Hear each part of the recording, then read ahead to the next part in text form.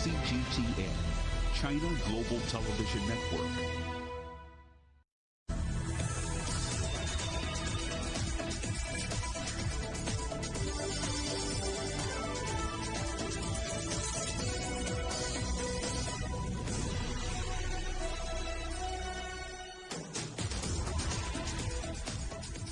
Hello and welcome to Global Business Europe, live from CGTN in London. I'm Andrew Wilson. And I'm Polly Middlehurst. Our top stories this hour. Kabul crisis. G7 leaders in London seek unity on evacuations from Afghanistan and whether or not to recognise the country's new leaders. The Taliban moves towards formal government as Russia hints at taking a greater role in the conflict. Meanwhile, Greece seeks a common EU response to any future Afghan refugee crisis after fencing off its border with Turkey. More disruption for travellers in Germany, where train drivers are on strike over pay, demanding a coronavirus bonus. And the Paralympics are underway in Tokyo, but some athletes have stayed away from the opening ceremony because of COVID fears. So Britain's Prime Minister, Boris Johnson, is holding an emergency meeting of G7 world leaders on the ongoing crisis in Afghanistan. And with the deadline looming to get foreign troops out of the country, US allies want President Joe Biden to agree to an extension in order to allow more rescue flights. Well, this comes as Afghanistan's new Taliban rulers have said that Afghans are no longer allowed to go to Kabul airport due to the chaotic situation there. Thousands of refugees are still massed in the area, trying to flee. The withdrawal of the Americans by August the 31st is also a one-sided act. We are sending a message to the Americans again to evacuate their citizens by this date. They have planes and the airport is with them, and they have to transfer all the forces and contractors who have relations with foreigners. We won't allow the Afghans to leave after that date, and we won't allow the Americans to be here. Well, we'll go live to Kabul in a moment, but first let's get the latest on that G7 meeting from CGTN's Naweed Jabakal, who joins us from central London. Naweed, good to talk to you. First of all, it really does look, whatever the discussions go to, that this deadline of August the 31st is set in stone. Important, we heard from the Taliban spokesman there saying American citizens, getting them out. The Pentagon, we've heard from John Kirby, its spokesman, saying that August 31st deadline.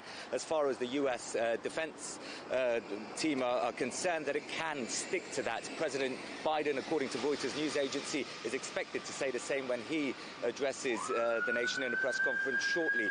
And importantly, that 31st of August deadline will mean Americans may get out, American citizens, but it means that Afghan staff may be left behind. That's a big reason why Boris Johnson, when he chaired this meeting earlier, called for President Biden to try and extend that to allow a bit more time. I mean, in terms of time now, we're at the stage with just 1 week to go until that deadline, where we're talking not about days any longer, but possibly even hours and minutes as well. But this pressure on President Biden seems to have been resisted. We do expect him to stick to that August 31st deadline to try and get the US troops out. Because remember, the other key issue in this is the Taliban. The Taliban, as we've been hearing from, say they want Americans gone by then. The agreement that they had in place, an agreement that President Biden's predecessor signed with them, Donald Trump, that was extended, the original May deadline, to August 31st. As far as the Taliban are concerned, they're not going to allow Afghans to any longer get close to the airport. They're also worried about, quote, talent leaving the country. In recent days, it's not just the terrorist threat of people congregating at the Kabul airport, but also worries about a brain drain in the country as all of these leading figures, activists, female journalists, etc., are being taken out of the country. The Taliban says they should be staying there and working there instead. So as things stand, we're expecting President Biden to resist this pressure from other G7 leaders and to stick to that August 31st deadline. Andrew. And Naweed, given that these G7 discussions are still going ahead, they must by now be confronting the issue of how to recognise the Taliban and also what attitude to take towards other nations that may also now want to start getting involved politically. Yeah, it was interesting. It's not just the G7 states that were involved in this. That's the UK, the US, Canada, Japan, Italy, France and Germany, but also the EU Commission President Ursula von der Leyen, who's speaking at the moment, as well as the UN Secretary General Antonio Guterres. He was involved in this meeting, this virtual meeting that took place as well. That's because what Boris Johnson is particularly keen to try and do is to try and bring about international agreement, if you like, to bring more pressure on the Taliban at the moment to make the government, whatever that future government looks like, a lot more inclusive. The problem that they face is a few months ago the Taliban wasn't empowering Kabul. At least it was the Afghan government, which had been backed by the coalition forces for 20 years. That dynamic has been completely changed. You think that the Taliban have the bits between their teeth now, but then, as you say, there are other regional powers who also have interests in the region, the likes of Russia, the likes of China, India, another big player in Afghanistan in recent years, as well as Pakistan, which has faced a lot of criticism for its alleged links to the Taliban, something that it's denied. Its Prime Minister Imran Khan has denied. But speaking earlier, we heard from the Foreign Ministry in Beijing, who said that the idea of sanctions, that was one thing coming into this, that Boris Johnson might push for sanctions on the Taliban, although there has been some blowback that those sanctions could actually end up hurting ordinary, poor Afghan people, and that's a view that was reiterated by Beijing. The United States and its allies should reflect on what they did and act carefully. The international community should support Afghanistan in its peaceful rebuilding. Reckless sanctions are not going to resolve any problems, but may worsen the situation instead. We believe the international community should consider how to keep certain powers from invading other countries in the name of promoting democracy. And aside from the military considerations and how to deal with the Taliban, there's also the concern about ordinary people and the humanitarian crisis that could be looming, possibly another refugee crisis for a country that's experienced 42 years of war and has one of the largest refugee populations in the world. That was something that Boris Johnson was keen to discuss as well, trying to get more money to Afghanistan in the future, but also trying to get countries like the United Kingdom to accept more Afghan refugees. Thanks very much indeed, Noah Jabakal there in Westminster for us.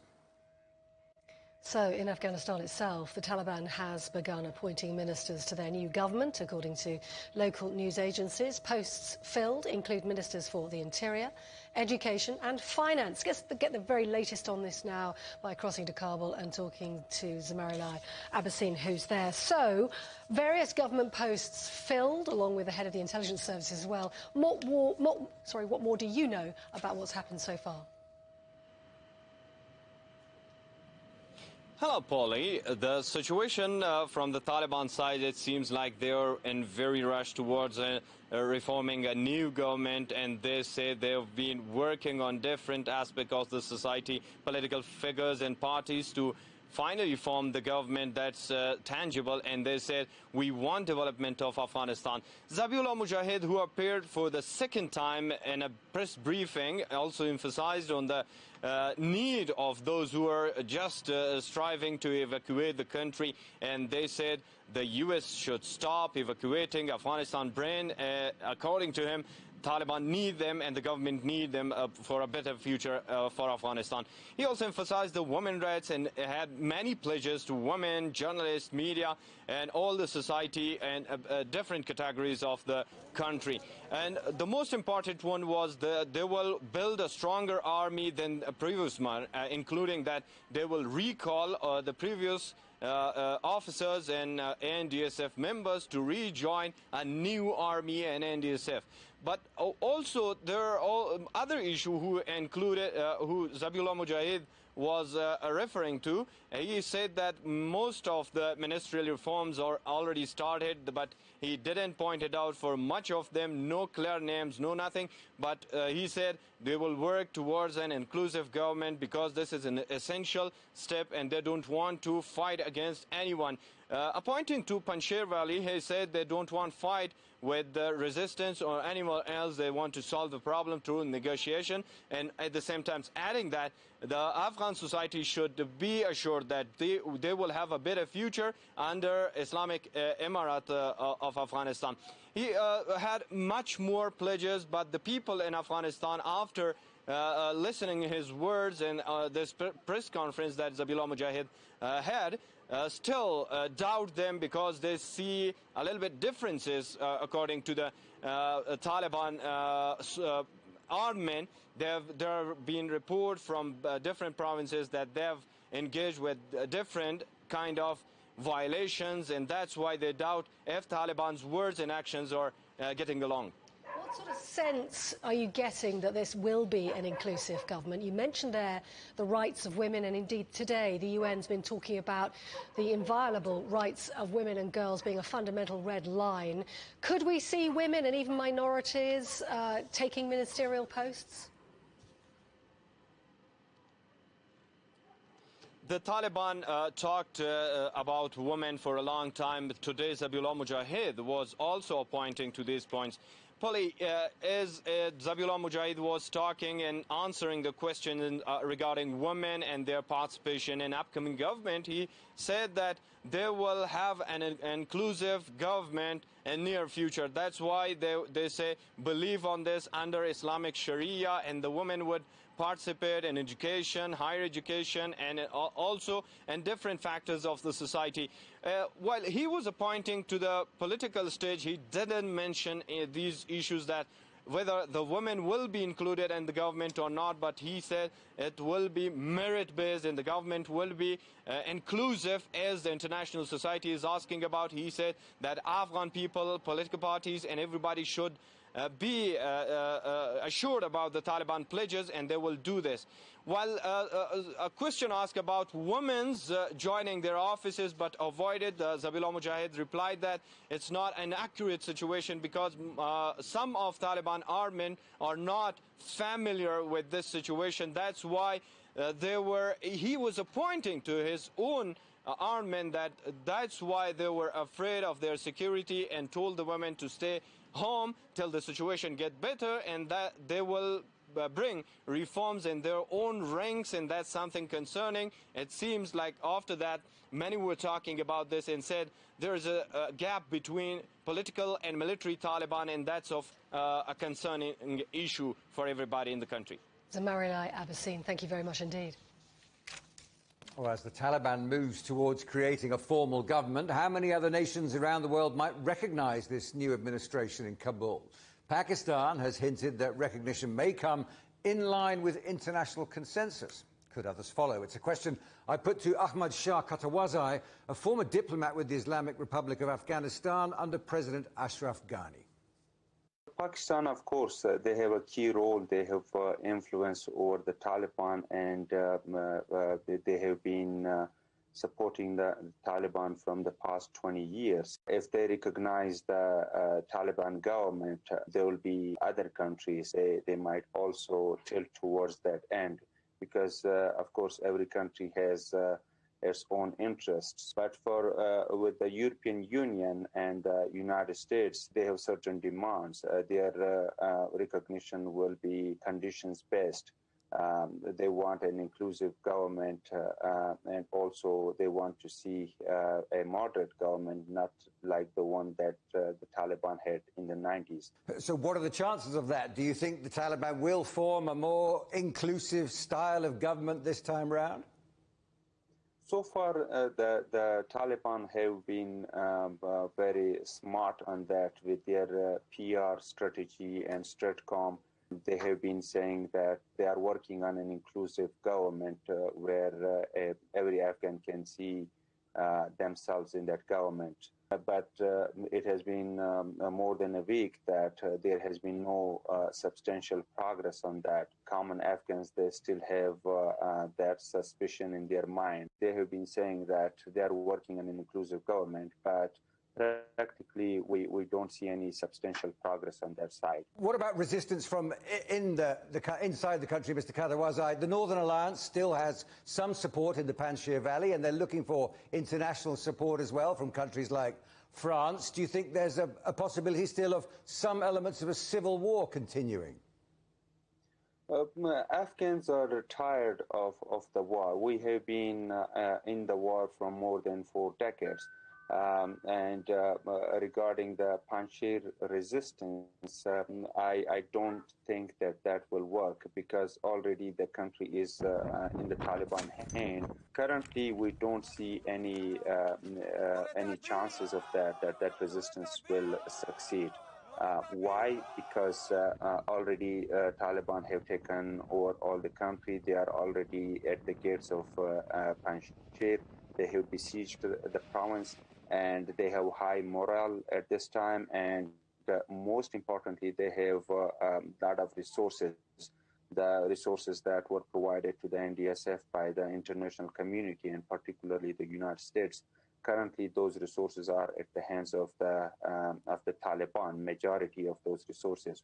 So in this situation, when they have high morale, they have besieged the province, it will be far difficult for the resistance to continue. Well, there are still pockets of resistance in Afghanistan. Anti-Taliban fighters aligned with Ahmed Massoud, that's the son of the former anti-Soviet Mujahideen commander, have been training in the Kotal-e-Anjuman mountain pass in the northeastern part of Afghanistan. They vowed to push back against the Taliban, adding they have members positioned across the region and their forces are ready to fight. And Russia's foreign minister has hinted that Moscow may take a greater role in Afghanistan alongside regional powers China and Pakistan. Sergei Lavrov said Russia remained committed to establishing peace in the country, but he added that Moscow would oppose any mass movement by migrants out of the country to the states of Central Asia, where Russia is already bolstering its security presence because of the crisis. Stuart Smith is in Moscow for us. Stuart, good to talk to you. First of all, mixed signals coming out of Moscow. Perhaps you should try and unpick some of them. Yeah, certainly. So Sergei Lavrov, the foreign minister, says the new reality must be taken into account. And we know Russia has been having intensive talks with big players around the world, such as China, the United States and Pakistan. President Putin speaking to Narendra Modi of India today. The latest line from Sergei Lavrov is that Russia needs to act in some way to broker some sort of peace in Afghanistan, saying cooperation must be taken to encourage Afghan people to seek agreement amongst themselves. But that sounds a lot like a very different line from the Kremlin spokesperson on Monday, who said that Russia would not take an active part in Afghanistan and explicitly mentioned mediation as something that Russia simply would not do between the pro-Afghan government forces and the Taliban. Maybe a change in line, we're not entirely sure yet, but Sergei Lavrov, the foreign minister, was definitely clear and lines up with the Kremlin's thinking that the United States should not be allowed to position itself in the Central Asian countries such as Tajikistan or Uzbekistan that share a border with Afghanistan. Lavrov said there are security agreements that prevent that happening, such as the CSTO, which is like the Soviet equivalent to NATO. But as well as that, Lavrov said there's no reason that a Central Asian state would want to host US troops on their soil and make themselves a big target for the Taliban. What do you think, Stuart, is the principal motivation in all this for the Kremlin at this stage? Well, we know that from the Kremlin point of view, there are a few major concerns. Peace and stability sums it up, but specifically that means quashing the drugs trade in Afghanistan, making sure that terrorism cannot be rekindled in the country, including Islamic State, and making sure that the borders of those surrounding Central Asian countries are respected. Now, recently, we've also heard from President Putin. He's concerned about refugees leaving Afghanistan and potentially exporting the Islamist ideology. These are all promises the Taliban have made to Russia to try and convince them that they will be good power in Afghanistan. And from the very beginning, Russia has taken a slightly different point of view in that although it's not gone anywhere near saying the Taliban should be the true authority in Afghanistan, it has always talked about needing all groups of people in Afghanistan to come together to form a government. Stuart, thanks very much indeed. Stuart Smith there in Moscow for us. You're watching Global Business Europe, and still to come, calling a holiday destination home. Airbnb responds to a humanitarian crisis, opening its doors to Afghan refugees.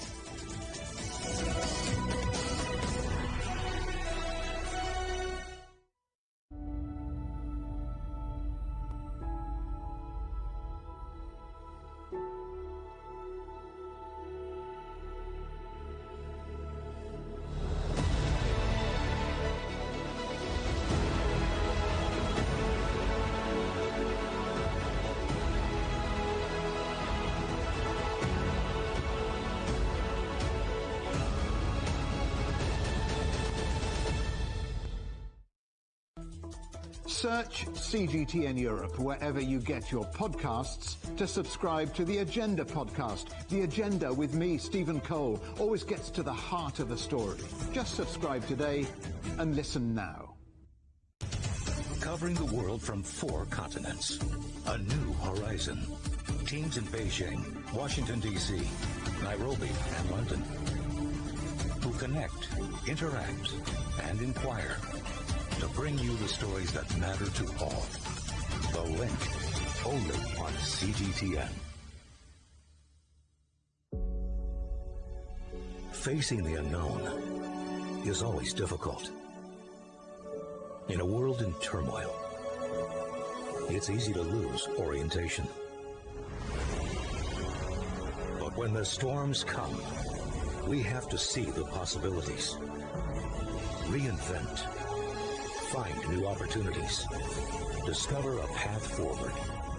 CGTN. See the difference.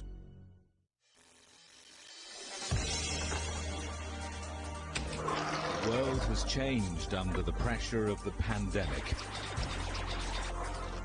For many of us, life is returning to some kind of normal.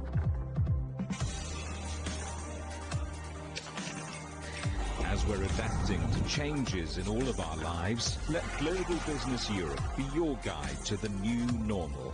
Join us weekdays on CGTN.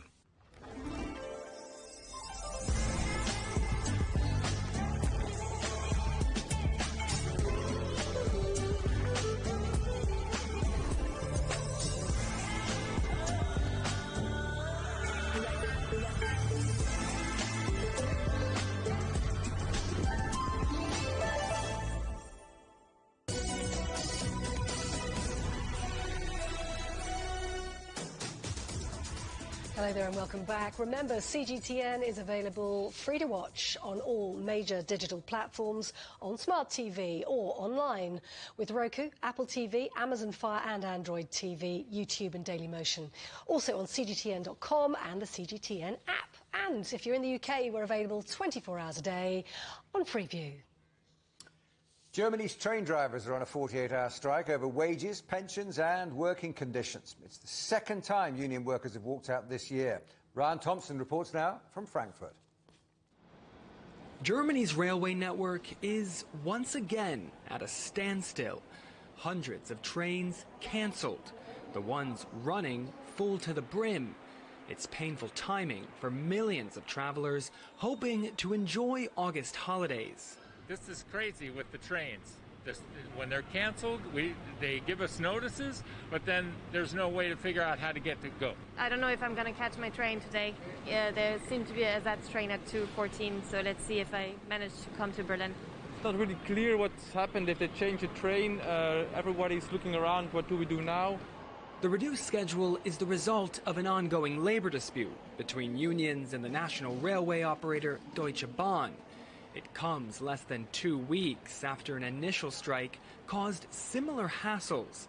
And still today, the nation's largest railway union says negotiations are at a standoff.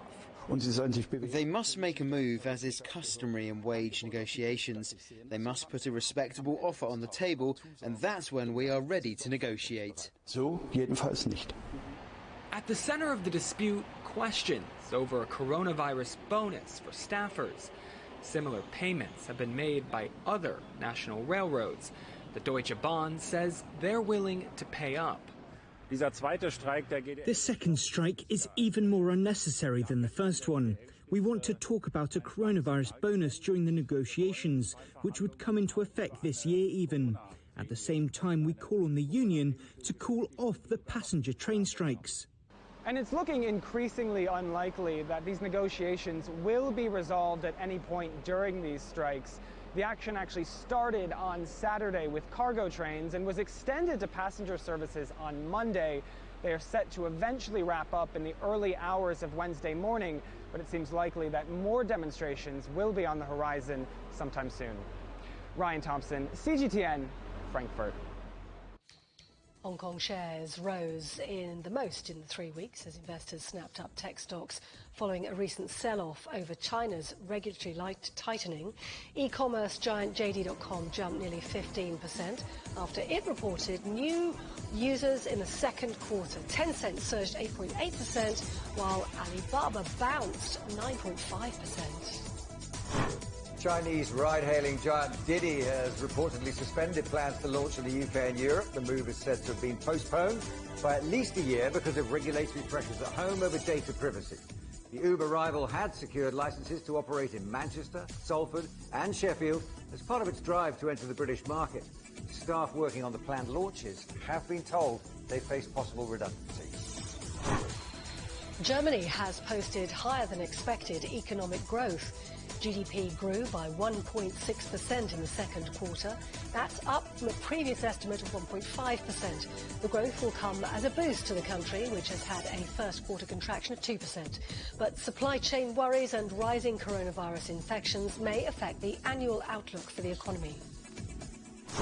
Samsung Group is investing $206 billion over the next 3 years in what it calls post-pandemic growth.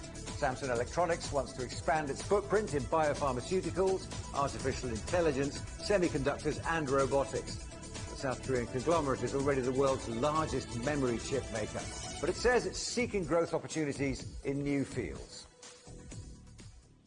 So Airbnb is saying it's going to house 20,000 Afghan refugees to help them resettle, responding to what it describes as one of the biggest humanitarian crises of our time. The company says temporary accommodation will be offered all around the world at no charge. Well, let's get more on this now and speak to John Terrett, joins us now live from New York. John, what's the reaction to this offer from Airbnb been so far? Hey, Polly. Hey, Polly. Hey, Andrew. Well, you know, when I woke up this morning, I saw this on the news for the first time, and I thought to myself, wow, well, that's a really altruistic thing to do. Good for them, you know, very unselfish thing to do, caring for other people. And then I thought about it a bit more, and I thought, well, you know, it is kind of altruistic, certainly on the face of it, but also it is a tremendous publicity coup for Airbnb, which you have to remember is basically the world's biggest travel agency now. It just is. So good publicity. They're getting loads and loads of that. Look, we're talking about it, for example, whereas normally we wouldn't be. I think it also puts Airbnb on the right side of history ultimately, and they can put that in their future advertising and marketing. And also 20,000 people, when you're talking about a global thing, is actually not that many people. Anyway, let's take that as read. They're going to offer temporary free accommodation to 20,000 Afghans around the world. Now, this is coming from Brian Chesky. He's the CEO.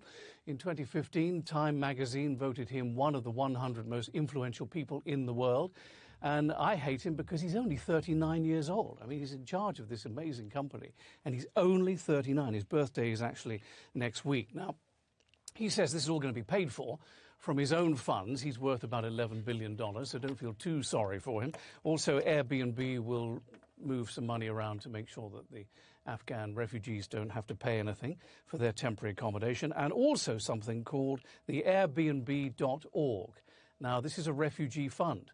Now, this is where it gets interesting, because you didn't know that Airbnb had a refugee fund, did you? And nor did I. But apparently they do.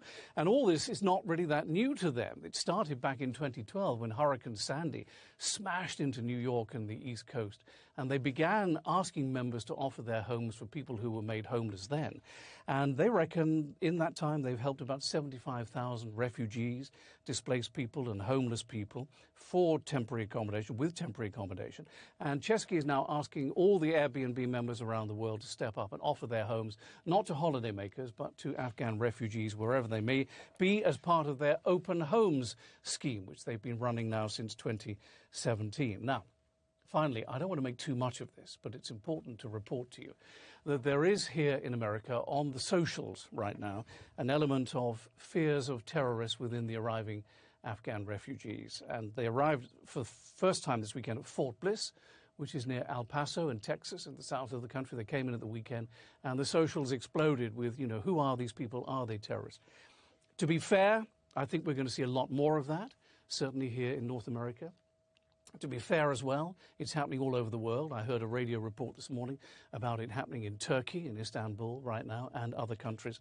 And the United States, I will just remind you, is approaching the 20th anniversary of 9/11 in a couple of weeks' time. So things are very raw regarding the Middle East and Afghanistan and Iran and that sort of thing. But it is happening. Polly.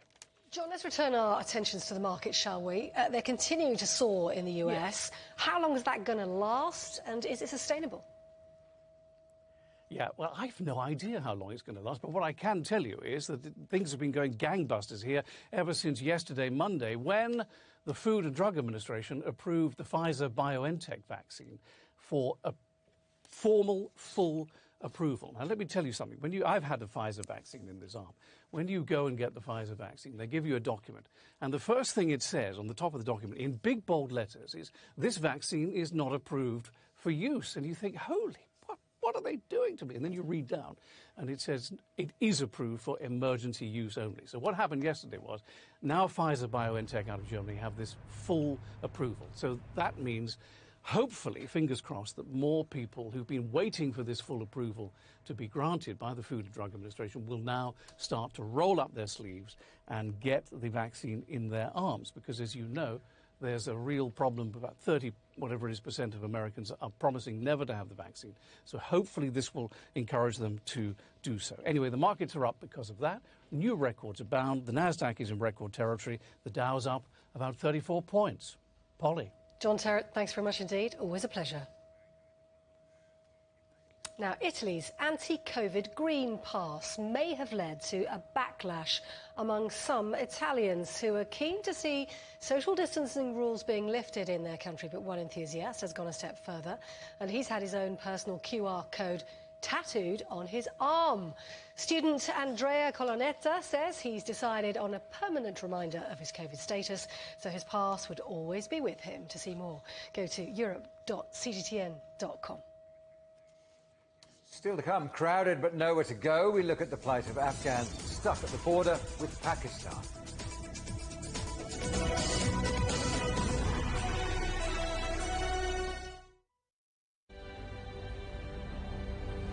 The EU's digital COVID certificate, which offers the promise of unlocking hassle-free travel around Europe this summer.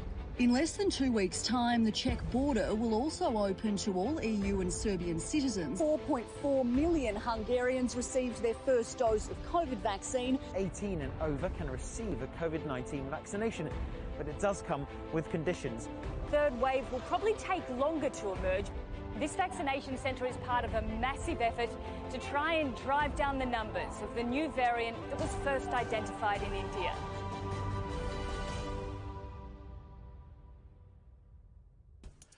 On the agenda with me, Stephen Cole, we look up into space. We look down into data. We look at debt. We look at politics. We look at opioids, climate change. We look at all the issues that really matter around the world. But you matter too. We want to tell the stories you want to see and hear about. Make it your agenda.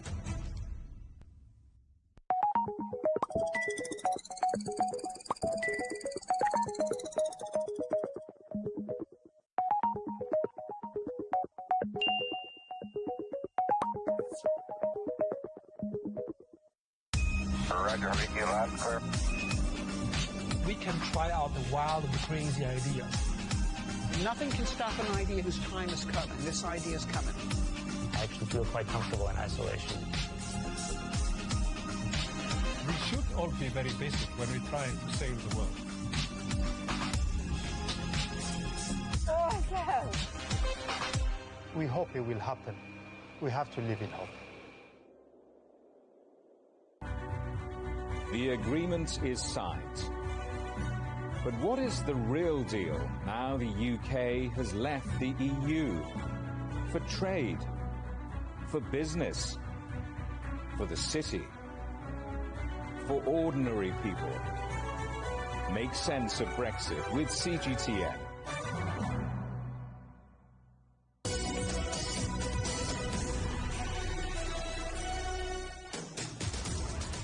Welcome back to Global Business Europe with Andrew Wilson and Polly Middlehurst. Our top stories.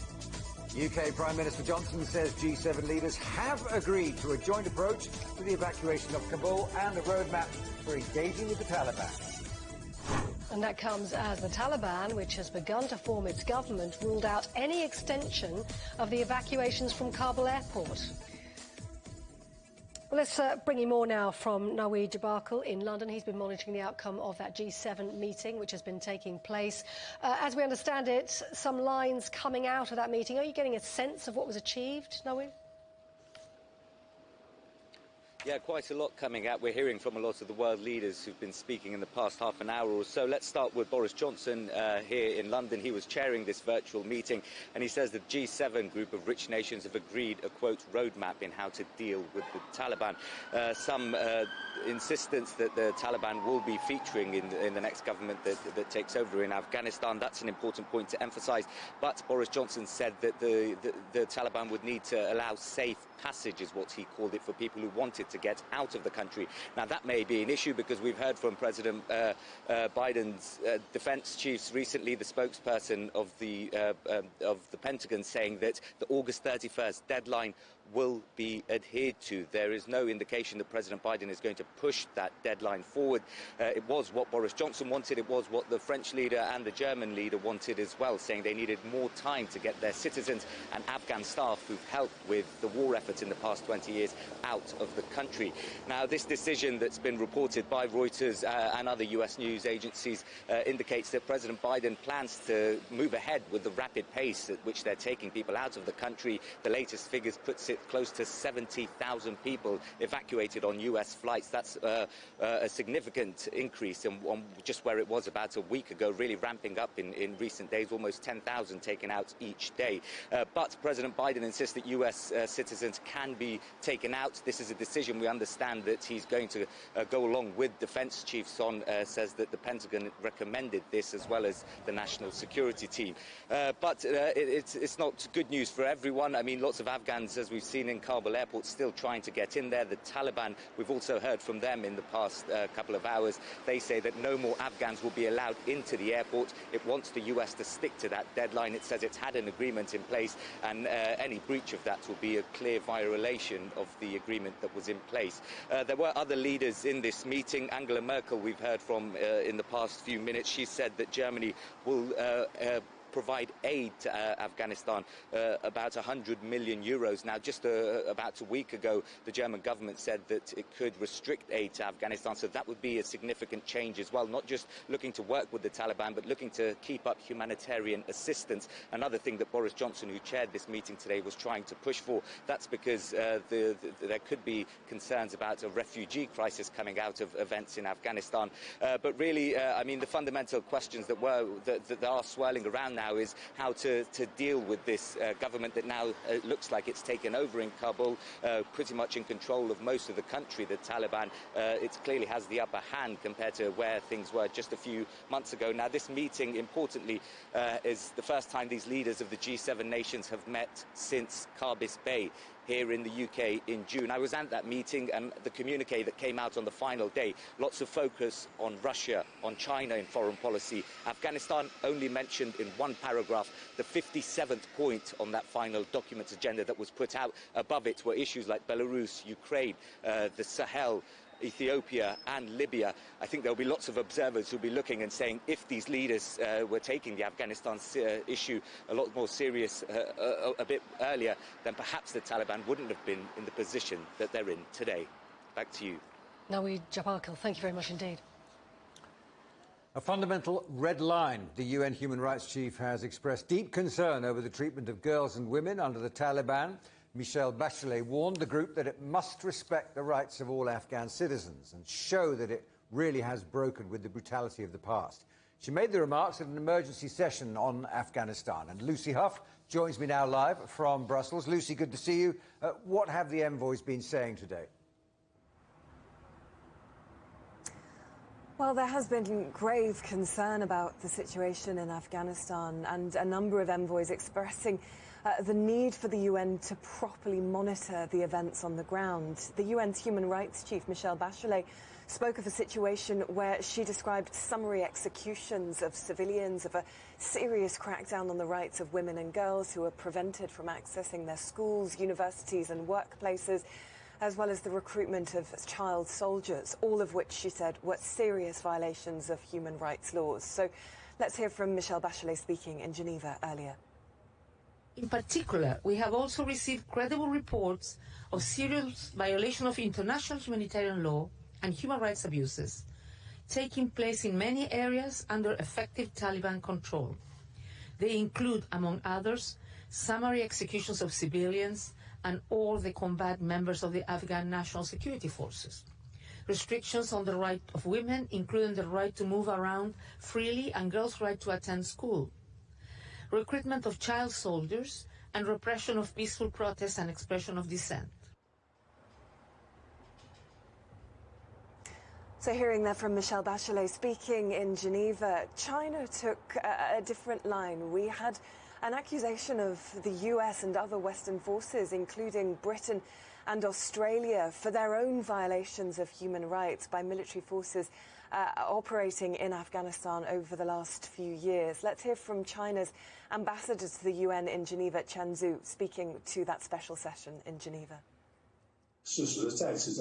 The facts have once again proven there's no solution using force and military means, and that would only cause serious harm to regional security, stability, and the human rights of the local people. Military forces of the United States, the United Kingdom, and Australia must be held accountable for their violations of human rights in Afghanistan.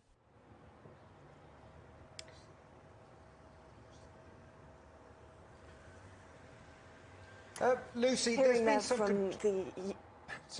been some controversy over the draft resolution that came out of this, with some saying it didn't go far enough. What can you tell us? Yeah, that's right. This was a draft resolution that was put forward by Pakistan, which declared that the Afghan authorities need to uphold human rights, that there needs to be the protection of the rights of women and girls. But what it failed to do was mention the Taliban by name, and it also failed to conclude that there needs to be an on-the-ground investigation or monitoring operation of the activities of the Taliban on the ground. So this doesn't go nearly far enough as some countries would like. One Western diplomat described the contents of this draft proposal as minimal, saying it was very disappointing. So there will be calls for a tougher statement and a sense that what the UN Human Rights Council managed to produce today is inadequate in contrast with the scale of the humanitarian disaster in Afghanistan. Lucy, thanks very much indeed. Lucy Huff there in Brussels.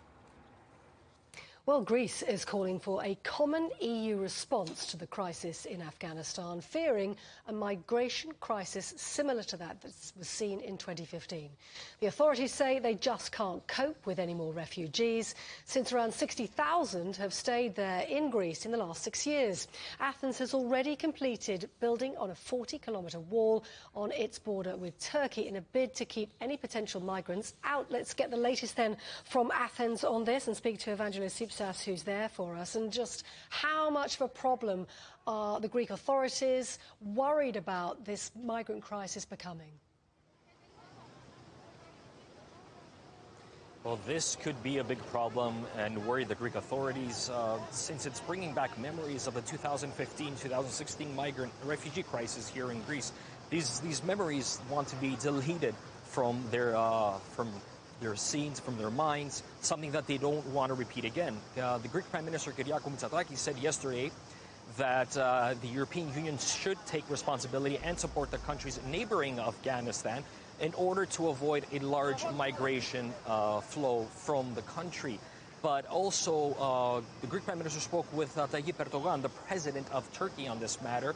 And in a discussion that they both had, they said that both of the countries should work together along with the EU to avoid any possible large influx of refugees and to support the countries that are nearby, like Iran and Turkey, to host these refugees so they can make them feel more close to their homeland. The Greek Prime Minister also spoke with the Vice President of the European Parliament, saying that Greece had avoided mass migration influxes in the past 2 years by using simply policies, and said that they will use those policies again. Now, what policies are that, or those? Is the one that you mentioned earlier about the wall in the border in Evros, the 40-kilometer steel wall, but also patrols on sea, patrols on land for more police, more drones, more radars, more equipment to avoid any new influx of refugees coming into the country.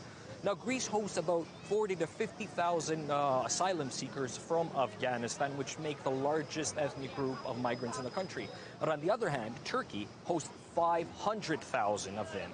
And simply Erdogan is saying to Europe that it needs to take responsibility to avoid any new influx, saying that Turkey has no intention of becoming Europe's storage unit for migrants. To what extent can Brussels, the EU, control their member states and order them to take in more refugees? And if they do, what kind of funding is available to them to support that? Well, the Greek government right now is signaling in many levels that it will not permit any prospective irregular refugee flows from Afghanistan. Simply, the Greek Prime Minister says that it urges that Greece cannot accept any more refugees because it has shouldered a great burden of the crisis in 2015, simply because Greece is Europe's external border. But also, the Minister of Migration of Greece, Notis Mitarakis, says that in a new wave of a potential migration crisis, a new wave of migrants coming to Europe, coming to Greece, he says that the country, Greece, should not just be the role of an observer like it had in the past, but more of that in the driving seat, taking responsibility and also taking decisions and implementing policies and being on the top of that list when it comes to those policies. Greece right now has a number of refugee centers on the islands of Chios, Samos, Lesbos, but also outside here of Athens. All these camps, all these centers were initially built for 2,000 to 5,000 people, and most of them host more than 25. It simply cannot. Greece is saying we cannot take any more refugees. We cannot host any more. Although they are building more centers, they are building centers for the ones that are already in the country. They said that we cannot afford to take more in, simply because its limits, its resources, its funding has literally been stretched to its limit. Evangelos Ipsas in Athens, thanks very much indeed. Well, in other news today, 7 people are in hospital following suspected poisoning at Darmstadt Technical University in Western Germany. Students and staff reported nausea and seeing their skin turn blue after using kitchen facilities and a drinks machine. Prosecutors have opened an investigation into a suspected murder attempt. Hakainde Hichilema has been sworn in as Zambia's new president at a stadium in the capital, Lusaka. Veteran opposition leader ran for office on 5 previous occasions without success, but he finally defeated outgoing President Edgar Lungu in an election on August the 12th, despite alleged government vote rigging. During Hichilema's long political career, he survived beatings and arrests. He fled the country and was once branded an enemy of the state. Meanwhile, Chad's former president, Hissène Habré, has died at the age of 79. He ruled the country from 1982 to 1990, a period which saw thousands killed, tortured and women raped. Habré was jailed for life in Senegal in 2016 for war crimes and crimes against humanity. His cause of death has not been announced. So China says the US is bullying others for its own interests after the US Vice President accused Beijing of coercion and intimidation in the South China Sea. Kamala Harris is on a week-long visit, meanwhile, to Singapore and Vietnam, seeking to bolster ties with the allies to counter Beijing.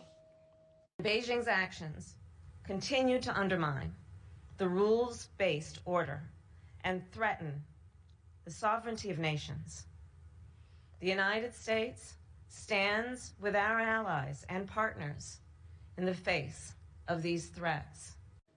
China's foreign ministry is hit back by calling Washington's foreign policy selfish, citing the US pullout from Afghanistan as an example.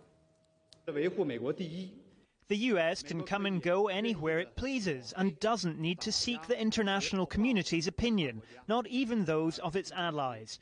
In order to defend America first, the US can arbitrarily smear, suppress, coerce and bully other countries, and without paying any price. This is the order the US wants. Still to come on the programme.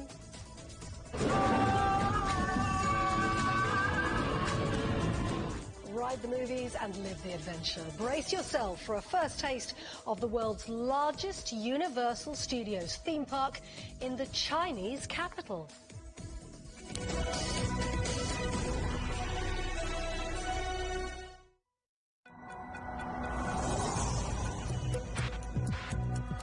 Each day, there are millions of stories. Each one can open new perspectives, new possibilities. Wherever you look, we are there. To see, discover, explore. We put the pieces together to find what really matters to you. All around the world, all around the clock. Our reporters are at home across the globe. From our headquarters in Beijing and production centers in Washington, Nairobi, and London, China Global Television Network. Stories from across the globe, reaching people across the globe. CGTN. See the difference.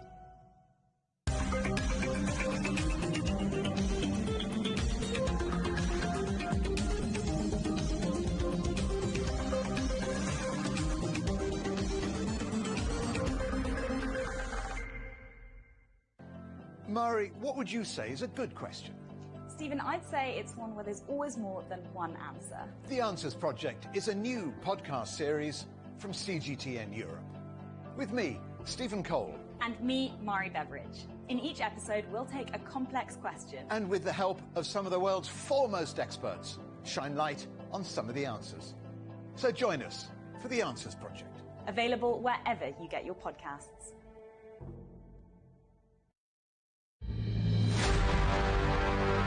The fight against poverty has suffered a setback. We are at a turning point in history. It's a world under great distress and disruption. But solving the crisis is still possible. Change is indeed coming. Join me, Stephen Cole, for a special 1 hour-long show here on CGTN where we speak to some of the world's top leaders and experts standing on the front line of the fight against poverty. It's a real mistake to think that the future is decided for us. We need dialogue. We'll spark debate. The biggest challenge is addressing inequality. We'll explore the solutions. This can be done, but it requires everybody working together. And we'll showcase the success stories to reveal how the cycle of poverty can be broken. Innovation, action, change. Only on CGTN.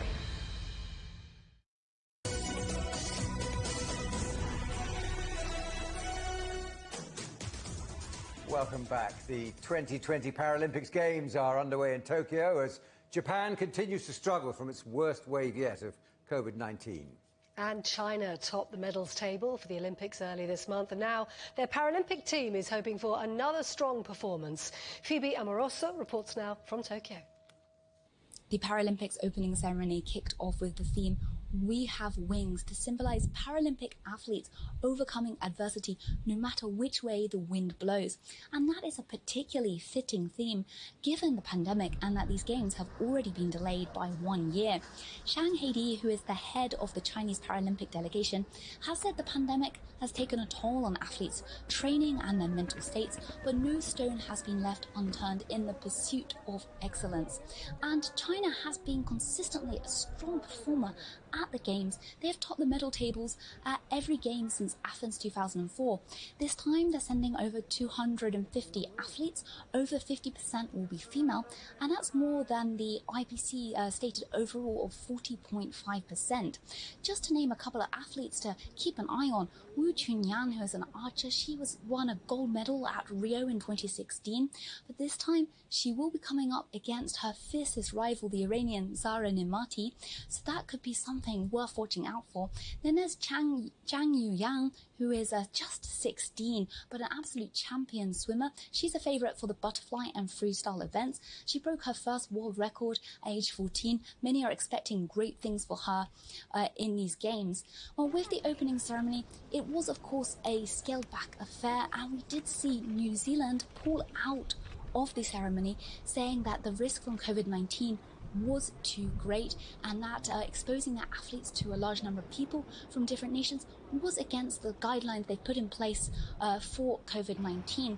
And this comes as Japan is running out of hospital beds. The situation in Tokyo is becoming increasingly tight, and over 60% of COVID patients are being turned away from hospitals. The organizers, in response to the COVID-19 crisis, have strengthened their countermeasures against the virus. They are increasing the frequency of testing, and we've heard from the IPC head, Andrew Parsons, that he is confident that the Games will be safe and will be a success. Phoebe Amorese, CGTN, Tokyo. Now, for amusement park lovers, it doesn't get better than this. After 4 years in the making, the Chinese capital is preparing to open the world's largest Universal Studios theme park. CGTN's Dong Yi gets a sneak peek of the fun and the thrills. If you like theme parks and want to take a magical break, this is just the place for you. Universal Beijing Resort in the capital's eastern suburb of Tongzhou is now open for trial period. You can say hello to Transformers, take pictures with Minions, fly with Kung Fu Panda, walk through the world of Harry Potter, and see Jurassic Park dinosaurs.